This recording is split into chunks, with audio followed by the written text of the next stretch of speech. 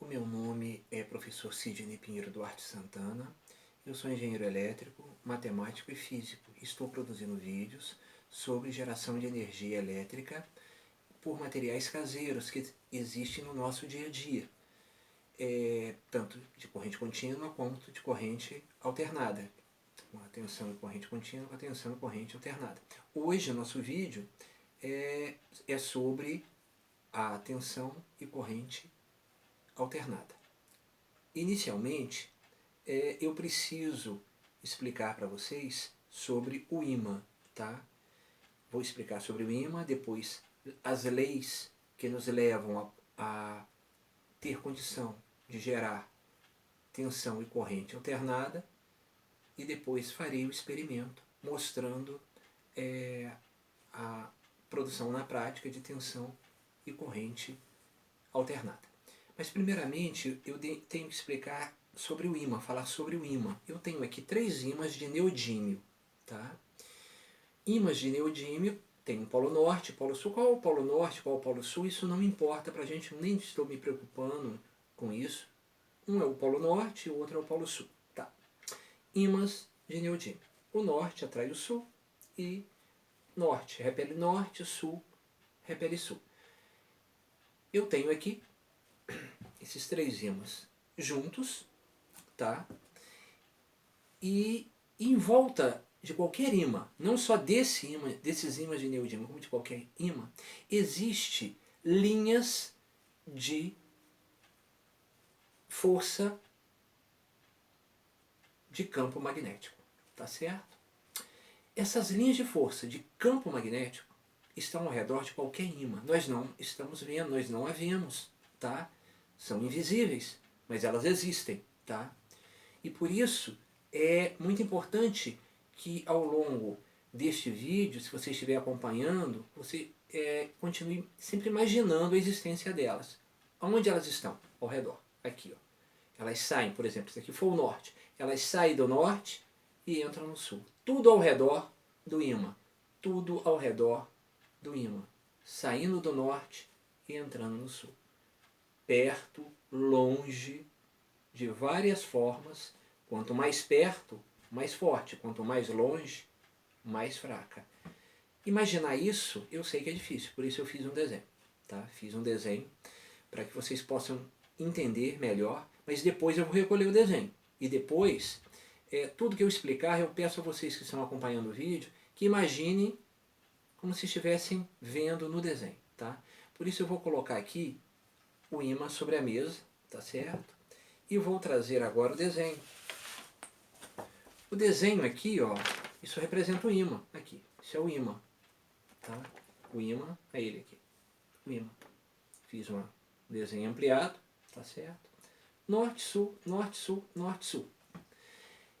E as linhas que são invisíveis, eu as desenhei aqui, para que vocês possam entender como elas são. Elas existem mesmo, são como se fossem fluidos, tá? Que estão ao redor do ímã, fluindo do norte para o sul, saindo do norte para o sul. Elas não são visíveis, mas existem mesmo, tá? São fortes perto do ímã e fracas longe do ímã. Aqui também, forte perto do ímã e fraca longe do ímã. Sempre saindo do norte e entrando no sul. E todo ao redor do ímã em todas as direções, envolvendo o ímã em todas as direções, tá certo? Então eu vou recolher agora esse desenho, tá? E peço que quando eu me referir ao ímã, imaginem isso, tá? Imaginem essas linhas invisíveis, elas não são imaginárias assim, pô, ela não existe, é uma coisa que não existe. Não, elas existem, são invisíveis. Por isso eu peço a vocês que as imaginem durante toda a explicação e todo o experimento que nós fizemos. Então, nós temos aqui linhas de força magnética ao redor desse ímã em todas as direções. Tá. Ela por si só gera uma voltagem sozinha e uma corrente elétrica? Não, eu preciso de um segundo elemento. Tá? O segundo elemento é um metal. Um fio reto, de metal, esse é de cobre, pode ser de qualquer metal, tá certo? Se ele se aproximar e distanciar, acontece alguma coisa. E se ele estiver parado? Nada acontece a nível de tensão e voltagem. Bom, parado não tem tensão, não tem voltagem. Parado em relação ao ímã e o ímã parado em relação ao fio, nada acontece. Não tem tensão, não tem voltagem, não tem corrente elétrica. Não tem corrente elétrica no fio. Mas se ele entrar em movimento, o fio ou o ímã entrar em movimento, se aproximando ou distanciando, tanto faz o ímã como o fio, surge no fio, uma tensão e uma corrente elétrica. Surge uma voltagem e uma corrente elétrica no fio. Tá. Esse fenômeno é chamado de indução eletromagnética, ou seja, é induzido o movimento do fio em relação ao ímã ou do ímã em relação ao fio, induz no fio uma voltagem e uma corrente elétrica, mas só se movimentar. Parado nada acontece. Tá. Por que isso? Como eu disse, o ímã tem as suas linhas de campo. Se o fio atravessar elas, começa a sofrer indução. Atravessar tanto em aproximação como em distanciamento. Aproximação como em distanciamento. Agora, parado ele não está atravessando. Ele está parado e as linhas estão simplesmente ali existindo e ele não está nem se aproximando, nem se distanciando, nem atravessando. Ele não está atravessando as linhas. Só surge indução, só tem indução, só vai ter tensão, só vai ter corrente se o fio atravessar as linhas de campo, se movimentar através das linhas de campo magnético. Tá? E aí surge uma corrente elétrica. Se ele estiver se aproximando, digamos, a corrente elétrica subindo. Se ele estiver distanciando, a corrente elétrica é descendo. Então veja bem, olha a corrente alternada. Ele está se aproximando, uma corrente subindo.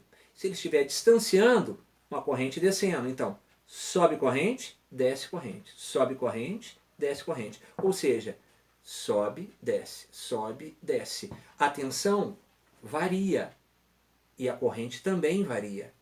Parado, não tem tensão, não tem corrente. Se aproximando, surge uma tensão e a corrente num sentido. Distanciando, surge uma tensão e uma corrente no outro sentido. Tá. E se eu dobrar esse fio? Dobrar em forma de argola, em forma de espira. Espira. Tá? Argola, espira, anel. Espira é o nome técnico. Se eu dobrar, maximiza, aumenta o surgimento da tensão, aumenta o surgimento da corrente elétrica, aumenta a indução. Tá? Então veja bem, o ideal é ter uma argola, é ter uma espira. A espira é muito melhor na geração de corrente elétrica, de voltagem, de indução, de sofrer indução, do que um fio reto. A espira sofre melhor indução, maior indução, do que o fio reto. Ou seja, a tensão é maior, a corrente também é maior. Resumindo, se o ímã estiver se aproximando e atravessar a espira pelo centro, vai surgir uma corrente, digamos assim, nesse sentido, que sai daqui e chega aqui. Tá. E se agora atravessou e voltou, o ímã vai voltar, aí a corrente pega e volta. Então, se o ímã ficar entrando e saindo, a corrente vai ficar indo e voltando, indo e voltando, indo e voltando. Isso é corrente alternada. É a corrente que nós temos em casa. Tá? Ela é feita assim, lá nas hidrelétricas, lá nas termoelétricas, ela é gerada através desse sistema. O ímã varia, se aproxima, depois volta no sentido. Volta, vai e volta. Vai num sentido, volta no outro. Se ele estiver parado, nada acontece.